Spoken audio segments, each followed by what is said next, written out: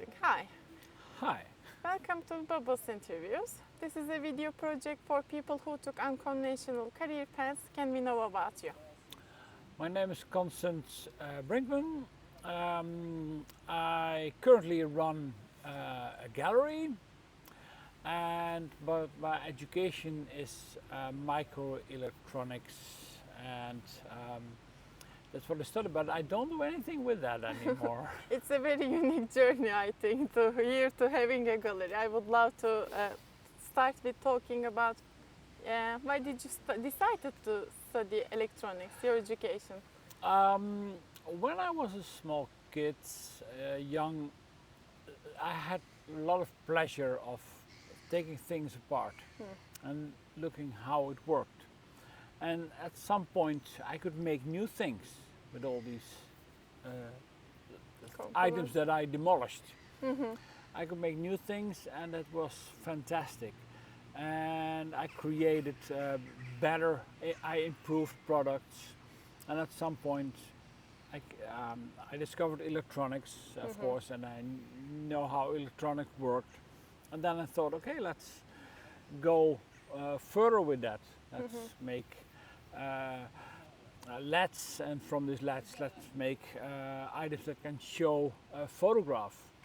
And so at some point, I was building my own computers with electronics. Do you remember a project that you made and that was a really fun project that sparked my interest around electronics? Yeah, I was working on guitar amplifiers and effects machines, and I demolished a lot of old tube radios, and I was figuring out how they work. And then I thought, okay, I can change that into an amplifier for guitar. Okay, you know how to play guitar, I believe then. But who is it for? A little bit, okay. Yes. No, it was for me. I was a musician also. Well, I still play music, drums, but I did play music, and I was repairing amplifiers, but I didn't have money to build one, to buy one. So I built my own. Very cool. So and then I thought, oh, I want to record an acoustic guitar, but I didn't have a way to get the strings, to record the strings. I didn't have because you can do it with a microphone. Yeah. But I want to have clear a coil. Sound of it. No, the coil that will be able to detect the vibration of the string. So then I found some old record players, and I used these elements to pick up these vibrations, and I connected all to the radios, and that worked fantastic. Great. Still one of the best sounds I think I could create. But yeah. Then what happened after hardware? What was your next curiosity about? Well, then I end up in a problem that I needed to buy stuff because I knew so much about electronics, and at some point I need to buy this item, and it costs money. And waiting time. And you need to go. I was living in a small village in the Netherlands, and I need to go to the big city to buy that. So you had to take the bus, which took an hour, and then an hour back, and then you went to this shop to buy these products, and then you went back, and then if you made a mistake, your wiring mistake, then the product was suddenly broken. Yeah. So I was so frustrated. And you have to go all the way back, and it costs money. And then someone explained to me how you could program EEPROMs or programmable chips. And if you make a mistake with that, you can just erase everything and start all over again. Yeah, great. So it's just like programming, but then it's programming for hardware. And then I thought, oh, I need to become a programmer, because that way I can make mistakes and learn from my mistakes without it cost any money. It only cost some time. So slowly I went from electronics into programming, which Amazing. that was a great step and a great improvement. And then I could build everything with programming. So I connected a lot of machinery with small computers. I built small computers to connect. I want to ask the same question again. Do you remember a project with the software you developed, and what was it about? One of the nicest projects I think I worked on was with the step motors. I don't know if you know what they are, but motors that you can control how they are positioned. Servo motor. Like, Yes, but okay. they're not continuously moving. You can say I want to have them exactly on this angle, on this angle. So that way you can control. If you connect them to an XY machine, you can point exactly where you want to have the XY position. And then you could have a pencil and you could make drawings with that. And then you can replace the pencil with a brush. And I was building the electronics and the software for that to control everything, to make machines that could make paintings. That's close to art now. Yes, but it was 30 years ago. Okay, great. What happened in the 30 years? Tell me everything. So I think you were always creative, I believe. I understand so far. Can we talk about what are you working on right now, or is there something that happened in significant to shape what are you working on right now? Well, all the steps, I didn't know that at the time, but the electronics and the programming, but also doing all these creative stuff, I never thought of myself as an artist. I thought artist is for let other people do that, because I cannot paint, but I could make machines that could paint. So my path was never the end goal was never to be an artist. The end goal was to help other artists to enable to do what they want to do. I want to help people. Yeah. And I got some money. That's where I made my money with making software and hardware and all things for artists and also for architects, because of course an architect is Also very creative. and I really like the people, the artists. I can relate to them. But until a couple of years, I was never frustrated not being an artist, and I still am not. I am not an artist. I'm not an artist. I'm a programmer, but I'm a creative programmer. And suddenly, AI. I was working with AI about 30 years ago, but it couldn't do anything. It just could, connect some Automate dots or things. some simple automated task, but could not create text or images. And suddenly, in a couple of years ago, 2022, 23, you could make images, and I was so amazed by this. I thought, well, this is a whole new thing, and now I can use my skills to create something. But then I found out that what I'm creating was not good enough.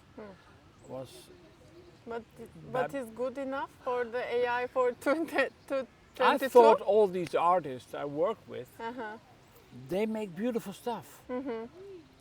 What I'm creating now is not the same. It's just, I don't know.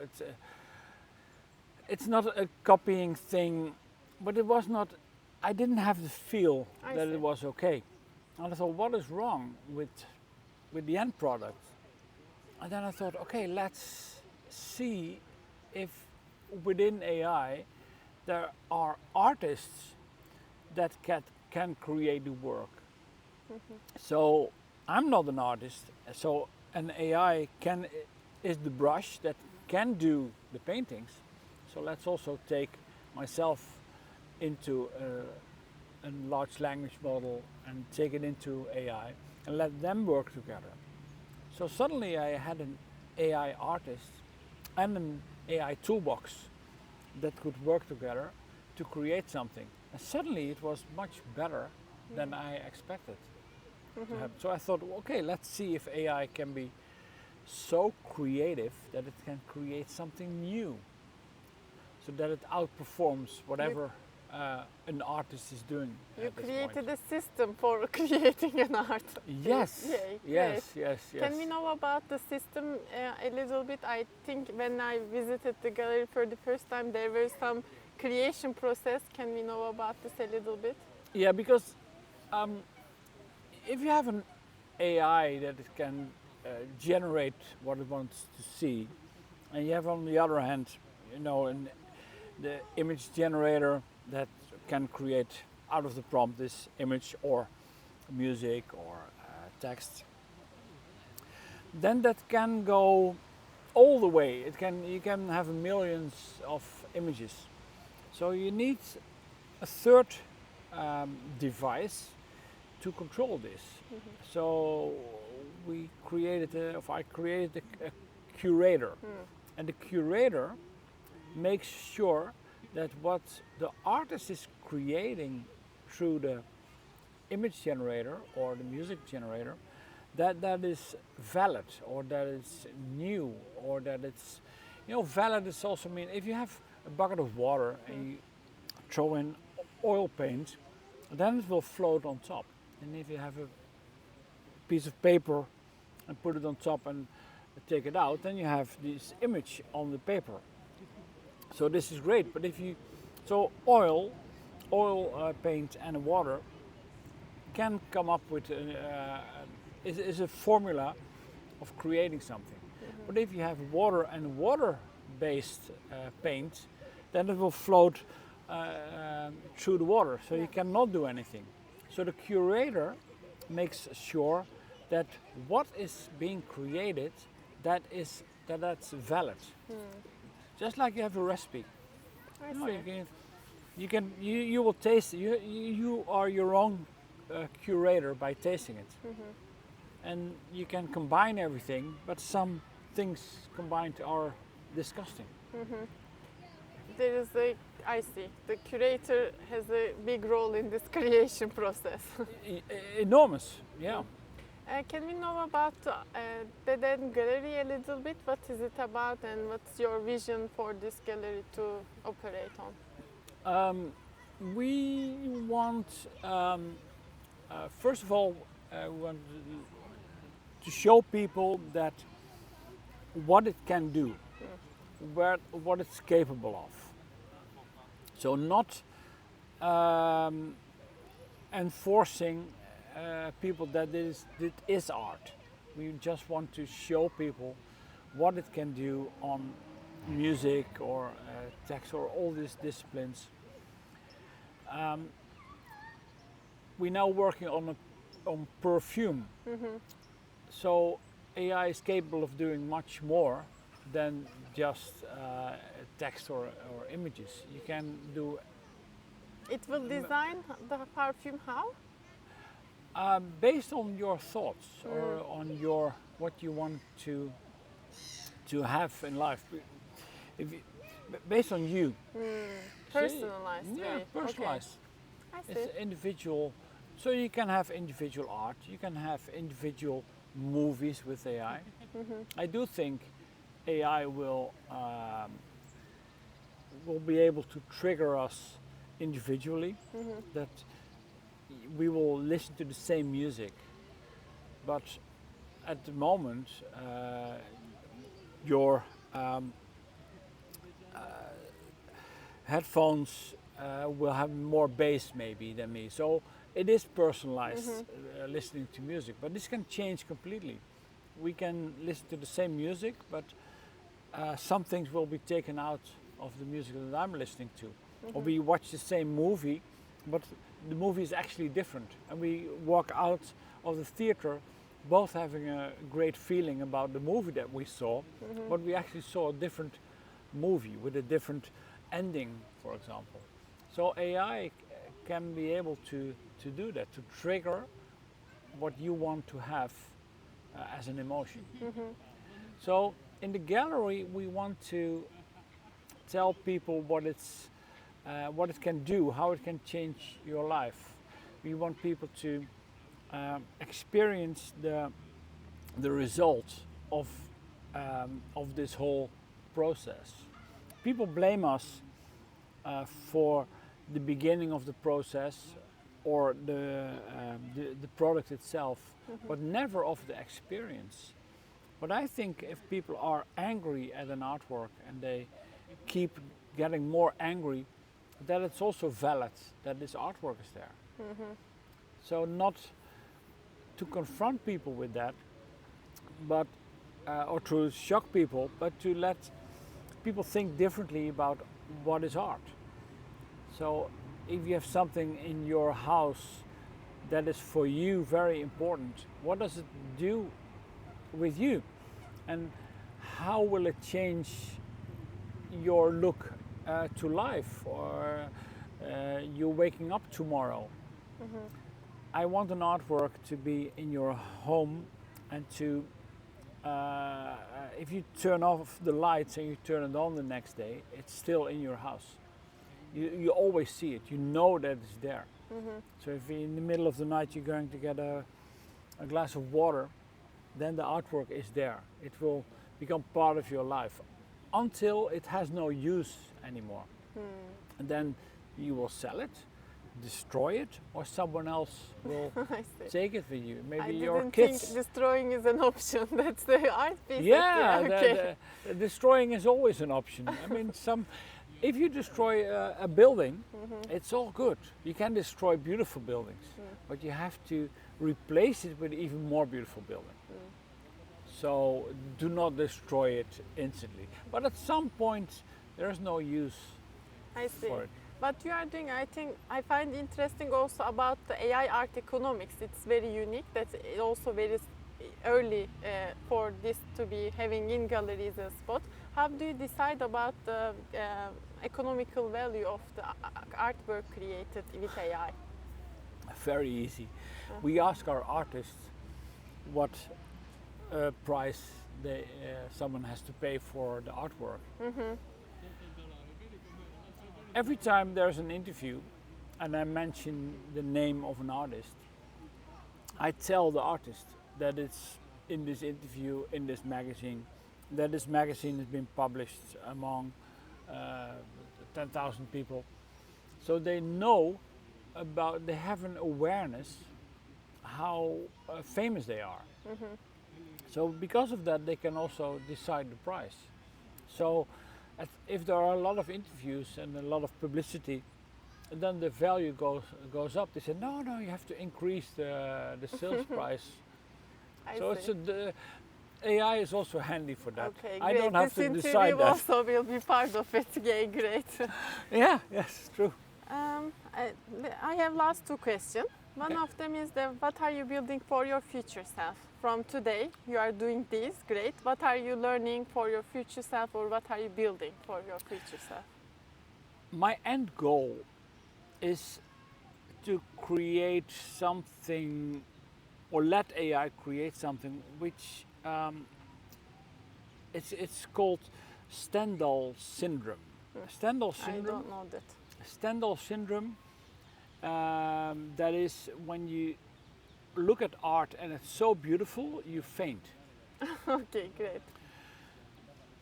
Of course, it's maybe not possible because we do not know the real reasons behind people who are fainting in front of David. I don't know, in Florence, it happens. That's amazing. I once didn't know. Yeah.